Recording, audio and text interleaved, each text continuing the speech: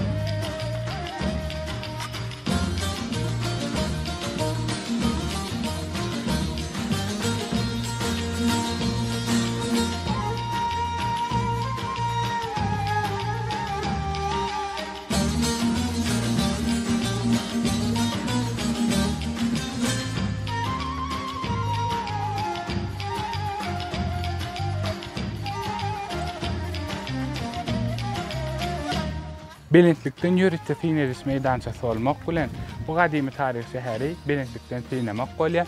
Gadymy serapitsalar bilen ýapylan üçökler, mescidiň minaralary bu ýerde aýdyň has açyk görünýär. Bizim häzirki duran ýerimizde gadymy taryh sagat binasy ýerleşen. Taryhy sagat binasyna gelip her bir adam onuň guruluş aýratynlyklary bilen tanışýar. Sivrikhisar şäherine esasy geziljek, görüljek ýerleriň biri bizim ata-babalarymyz bolan beýik seljuklaryň gurduran imaratlar şu ýerde ýerleşen. Nesine diýen sağ tarabynda uly mescid, beýik seljuk döwletiniň Guran mescidi, çet tarabynda bolsa Älen şanyň kümmesi ýerleşen. Bu ýerde arhitektura ýadygarlyklar yerli medeniýet bilen taýlaşypdyr.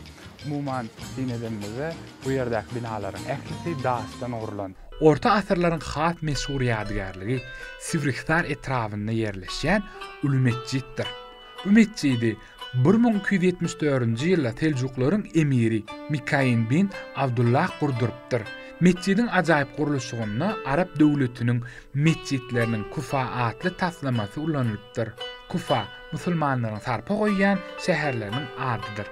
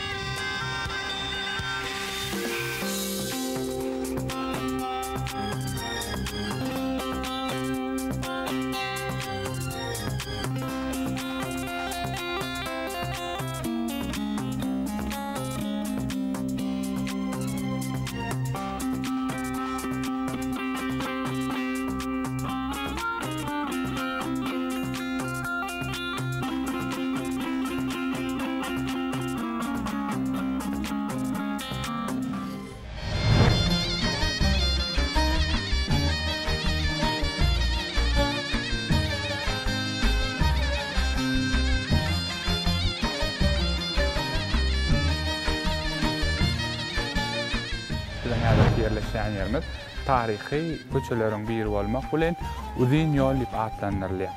Häzirki sinýän ýeringizde bir näçe gadymy jaýlar häzirki wagtda çenni öldürkün saklap galypdyr. Tähaçylaryň esasy aýlanýan uğurlaryň biri şu ýeri. Häzirlikçe mehriban tamaşaçylar gelin şu ýerdäki jaýlaryň taryhy bilen haşmamyza dowam edelim. Soňra bolsa bu ýerde milli nahar barada biz size gurulum berýär. Zaýymga jaý 1901-nji ýylda gurulýar. 2000-nji ýylda bolsa Türkiýanyň Medeniýet ministrligi tarapyndan binanyň gaýtadan dikeldiş işleri geçirmek barada karar berilýär. Binanyň dikeldiş işi 2007-nji ýylyň 6-njy iýunynda tamamlanýar we häzirki wagtda ol muzey medeni öý diýilip taryhy ýadygärlikleriň biri hasaplanyp tähaçylara hyzmat edýär.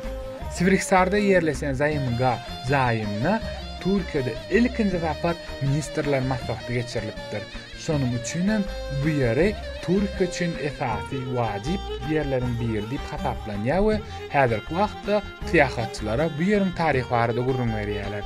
Mehriban tamaşaçylar, esas bu jaýyň içindäki häzirki bede gaýratynlyklar bolsa Türkiýanyň milli egnesikleri, etnografiýasy we şu ýerde geçirilen mejlis barada gurulum berýän bir näçe diagramalar esas orny ýelýär.